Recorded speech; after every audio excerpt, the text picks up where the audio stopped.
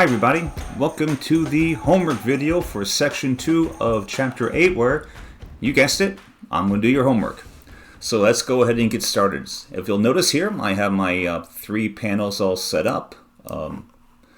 Hawks, my OneNote for my scratch pad, and my trusty calculator. And I'm going to just step into Certify to see what's here. So in Certify, you have 6 problems, basically 2 of each type, and if you do half of the problems, then you will have certified. Actually, if I were you, I'd go ahead and do them all. It's not going to take you that long anyways. Now, as far as I'm concerned, for me, I'm not going to do this in Certify. I'm going to do this in practice. So here we go.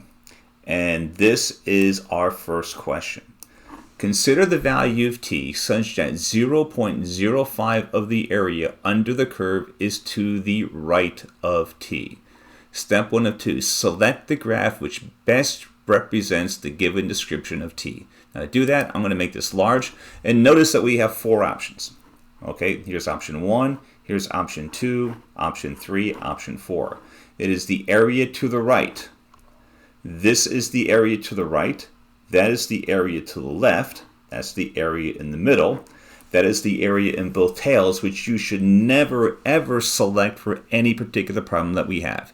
In this particular case, this one right here is the area to the right. That's what we want to select and then submit for our answer. Okay, moving on. Now, assuming that degrees of freedom is equal to 7, select the t value from the t distribution table. Okay, so where was I? Okay, so the area we want a t value. The area under the curve is 0.05. Okay, my degrees of freedom is equal to 7, and we are looking the area to the right, and that's what these tables actually give you, is the area to the right. So if you're given the area to the right, your degrees of freedom, this will give you the t value that you want. So we want 0.05. We want to go all the way down to 7. There it is. Click on that. And notice here, it brings it right up where you want it to do. It brings you right up to here where you want it. And you can go ahead and submit your answer. And there you go. Okay, step 2. Question 2.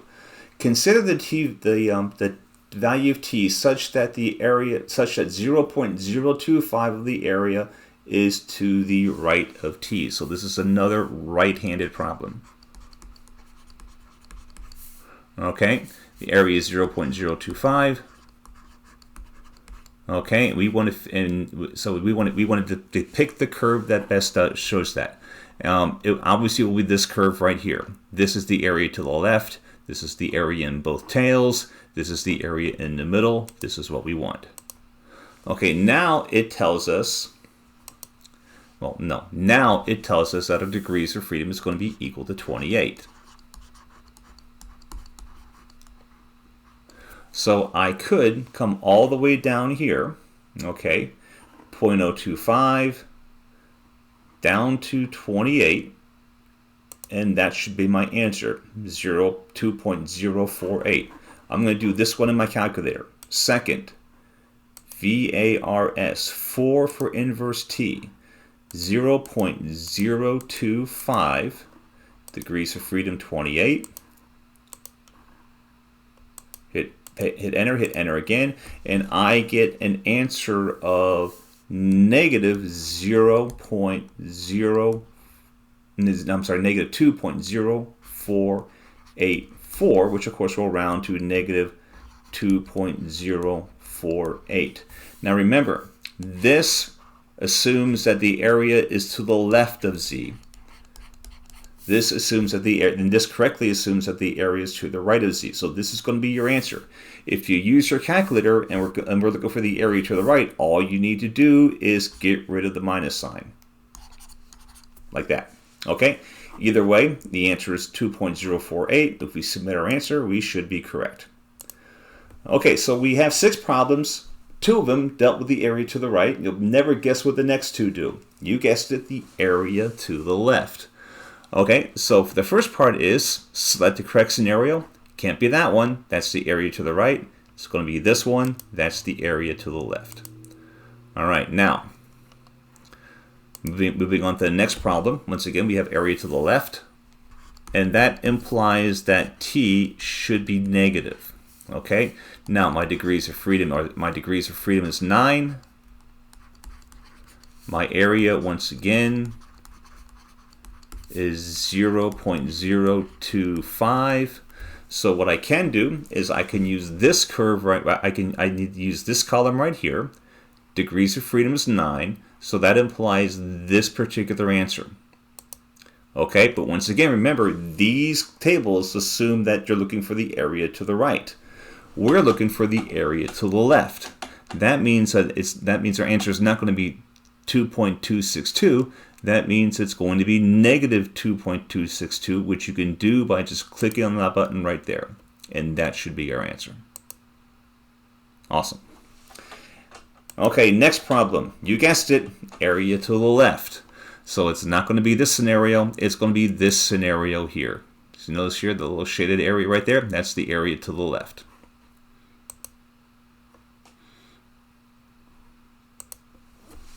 Okay, so we are to the left,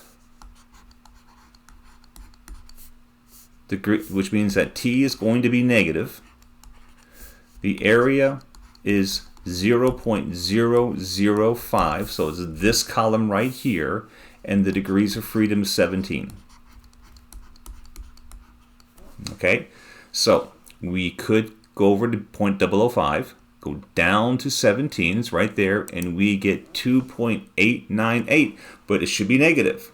Click this button right there, it's negative. Will we get the exact same thing if you use inverse t?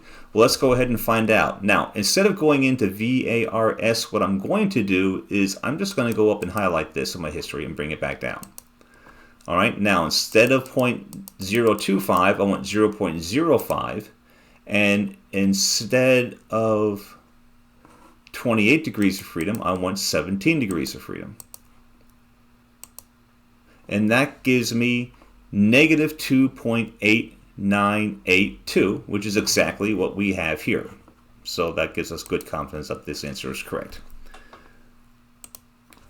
Okay, now, this is also one of the reasons why you just don't want to do the first 3 problems and stop, because these problems are the trickiest. Okay, we want to consider the value of t such that the area under the curve between negative t and t is equal to 0.95.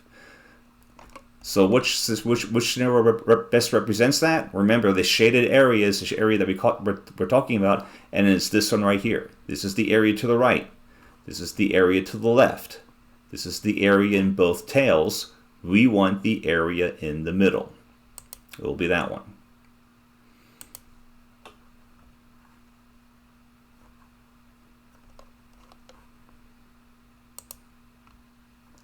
Okay, now, assuming that we have 20 degrees of freedom, we want to calculate the t. We want to calculate that value of t such that the area between negative t and t is equal to 0.95.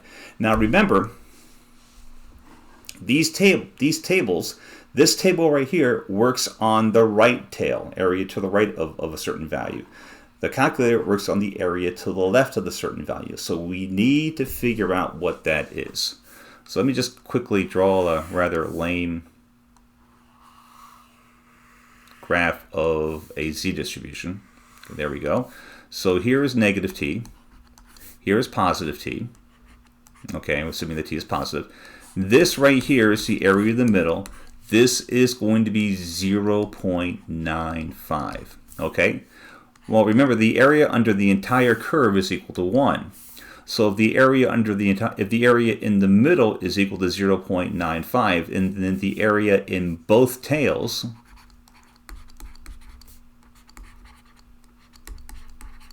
is going to be 1 minus 0.95, we actually will call that alpha, which is going to be 0.05. So the area in both tails is equal to 0.05. Now, since this is symmetric about the y-axis, that implies that the area in one tail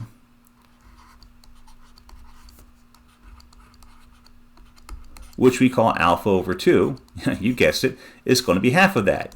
0.05 divided by 2, or 0.025.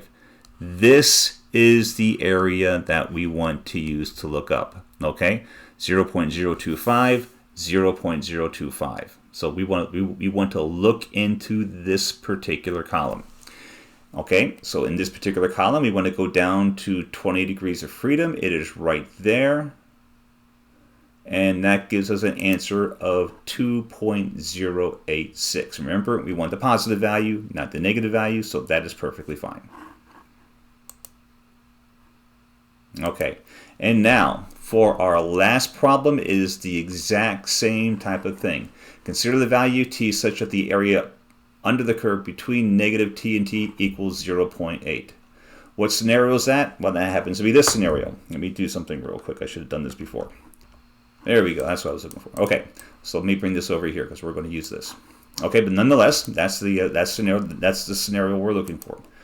All right. So next, we have 12 degrees of freedom. 12.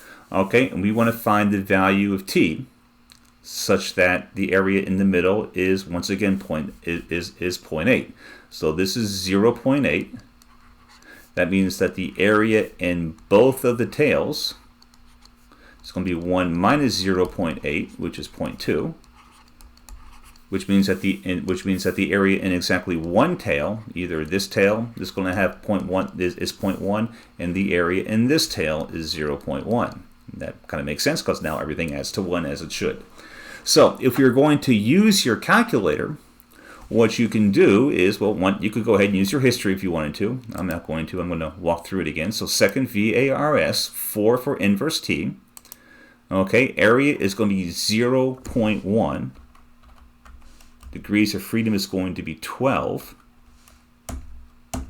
And that's going to give us a negative number. Now, we don't care about the minus sign. We want the absolute value of that, which is going to be 1.3562, which is going to round to 1.356. If you wanted to use your tables, once again, we are going to be looking at the area is 0.1 in exactly one of the tails. Come on down here to 12 degrees of freedom, and you got the exact same thing, 1.356. Submit your answer, and you're good to go. And that is how you do your problem for section 8.2. If you have any questions, please feel free to contact me. Once again, I would encourage you to do all 6 problems. Just don't do the first 3 because they're the easiest. And when you see one of the latter problems in your test, it's going to bite you. So I would go ahead and work them all out. It will not take too much time. And this is Bob Boyle, signing off.